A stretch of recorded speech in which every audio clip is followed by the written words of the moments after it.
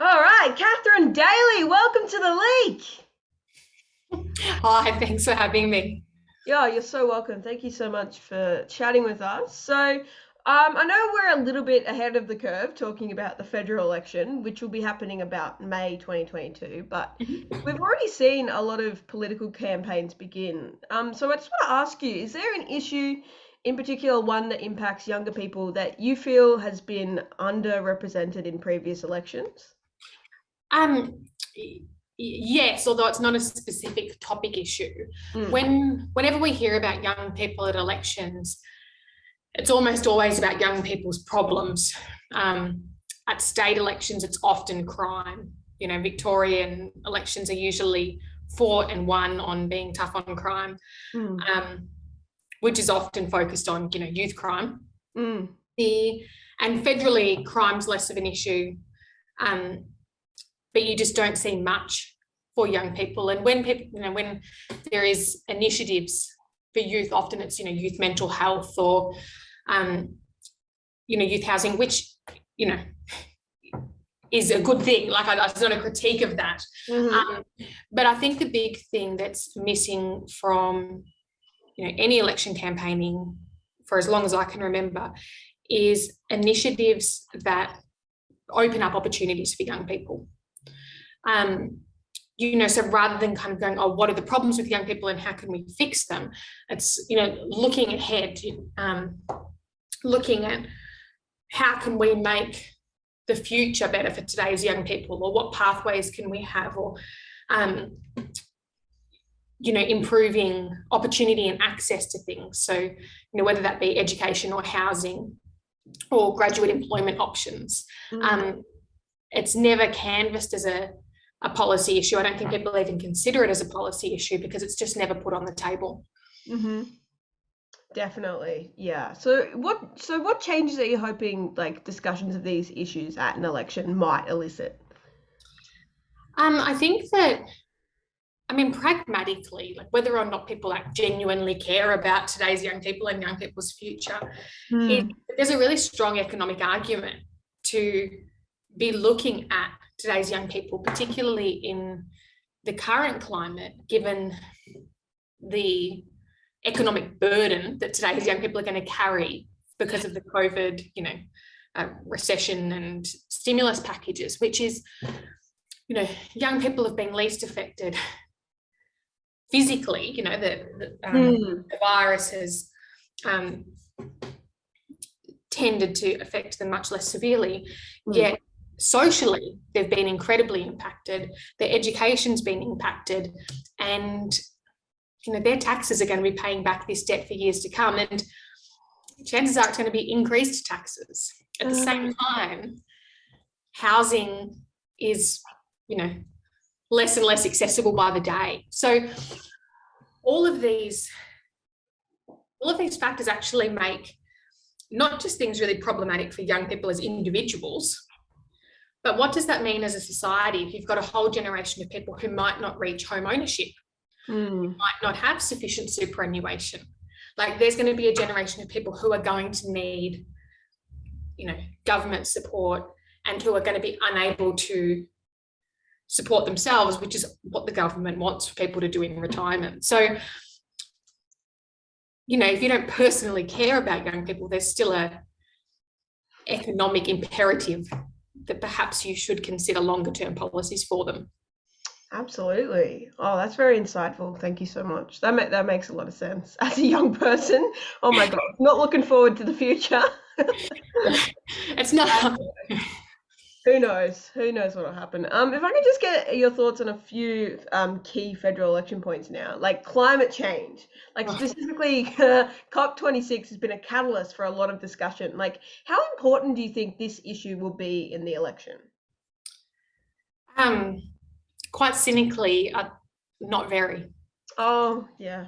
I think it will be important to some people, Mm, um, but I don't think that's going to be what makes or breaks the election. And part of that is that there's not a huge distinction between the two major parties. yeah. So climate, we know is an issue that lots of the electorate care about, regardless of whether or not they're traditionally Labor or Liberal. And it's also an issue that people care about across all age demographics. Despite all of this, we don't, Labor have, been putting forward some, talking points that are slightly more progressive. But, in real terms, the only people doing much about climate are the states, who are doing a lot. Yeah. But federally, I don't think that the climate issue will be an issue that gets much traction. I'm sure there'll be lots of activism around it. But my hunch is that the political advisors aren't too concerned about this, given there's not a huge distinction between the two. Yeah, that definitely makes sense. And I guess trying to think positively, do you feel this will be an opportunity for especially like young Australians to vote with their feet and force the government into climate change action?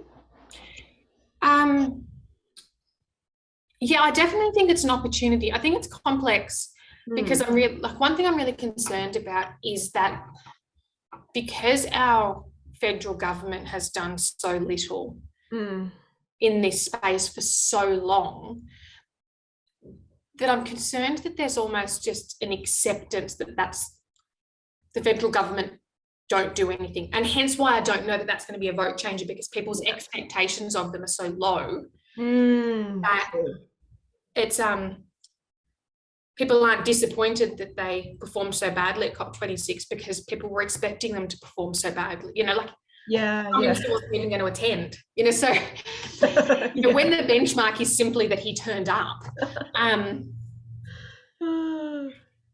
it's a very dire state of affairs. In Victoria, it's really interesting because next year we've got 2 elections, which doesn't happen that often. So we'll obviously have the federal election in May and then the state election in November.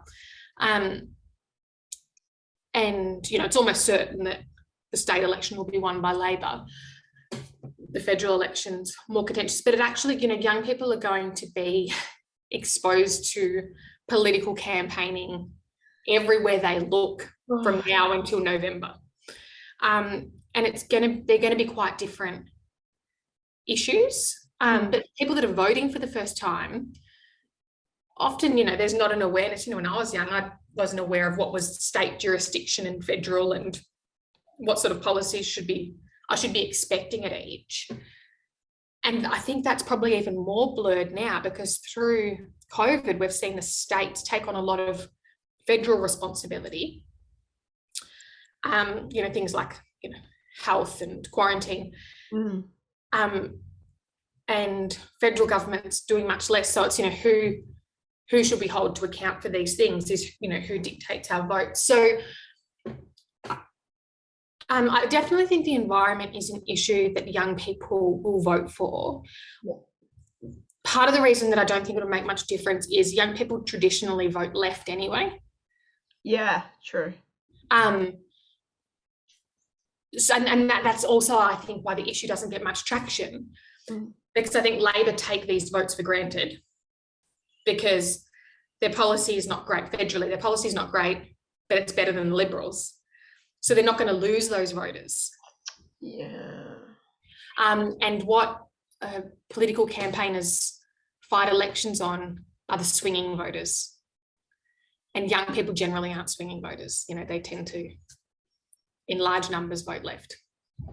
Yeah. Oh, that makes a lot of sense. Wow. Okay. Oh, well, it'd be very interesting to see how things pan out, especially with these new voter ID laws which have been proposed by the Morrison government. Like, how do you feel about these laws? Like, is it a necessary or unnecessary reaction in the current, state of things? It's unnecessary. It's absurd. Yeah. I can't remember the exact figures, but the issue we have is people not voting, not people pretending there's someone else to vote, So it's a bit of a non-issue. So then you've got to ask the question of, so if we don't have, huge numbers of people committing fraud to vote, because obviously everyone's got the right to vote anyway. What's this about? And we've seen a similar policy by a federal Liberal government. John Howard, in his last term in government, which obviously he didn't know was his last term in government, he tried to implement a law that the electoral rolls, enrolment for electoral rolls, closed, I think it was 48 hours after announcing the election. So if he announced the election on the Friday, all the young people who had turned 18 in the preceding 4 years had to be enrolled by the Monday. Oh my or they God. couldn't vote. I think it was 48 hours. I mean, I probably got my numbers wrong, but it was a very short period of time. And obviously the people that policy was going to affect was people who weren't enrolled, which is usually young people who have come of age in the period, the 4 years since the last election. And so then you've got to ask the question of, well, why would somebody want to exclude large numbers of young people? And that's because they don't vote Liberal. And this policy, my hunch, is driven by a similar sentiment. Who doesn't have IDs? Who is least likely? If they implement voter ID laws, is it going to affect me? I've had a driver's license for 20, so I'm trying to do the maths in my head, a long time. So I think it's dumb, but it actually doesn't impact me or people my age or people older than me.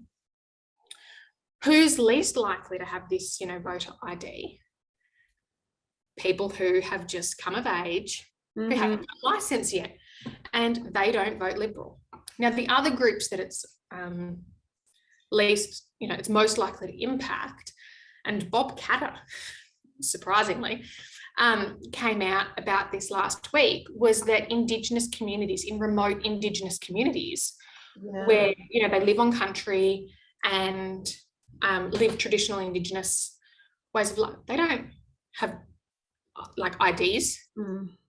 So they're actually excluded. So there's an element of ageism and racism policy. So that's, in my view, absolutely what this is about. Oh my gosh. It's disappointing, but not surprising, hey? Oh my gosh. So we've got time for one more question. Thank you so much, by the way. Finally, how much impact do you think COVID-19 circumstances will have on the election? Could it sway the election, and should we be letting COVID-19 circumstances dictate our vote? I definitely think it's it's the biggest thing that's happened in most people's whole lives, and it's definitely the biggest thing that's happened in everyone's life since the last election. So whether people are aware of it or not, they're definitely going to they've been impacted by COVID, and that's going to have shaped their views, their participation in society, their employment, their income, all sorts of things. But so it's definitely going to impact the election. It's going to impact different groups differently. Now, it should probably, young people should be most invested in this, in terms of what are you going to do to try and alleviate this future economic debt that we have to carry. And, at the same time, young people's university educations is, slowly being more and more privatised.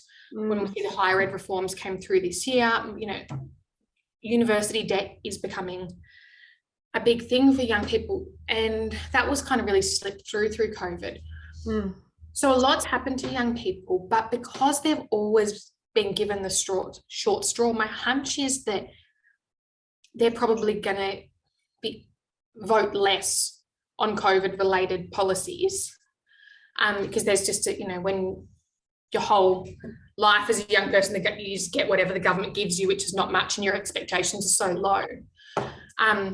Whereas older age groups whose superannuation might have taken a hit, or who have had to delay retirement, and who the economic impacts of COVID are going to be much more immediate, they can't. My hunch is they will are more likely to change their vote on COVID related policies.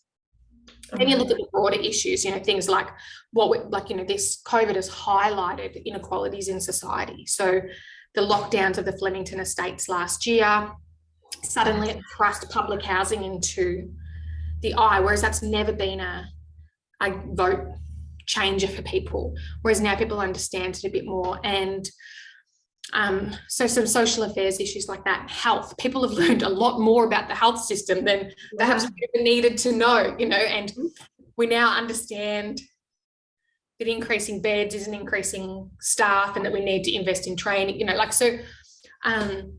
whether or not any of the governments will run with that, or whether or not that will change votes, my hunch is they'll be doing opinion polls to kind of test the waters. But these are issues that will be new to people because of COVID. Yeah, absolutely. All right. Well, thank you so much. This has been so insightful.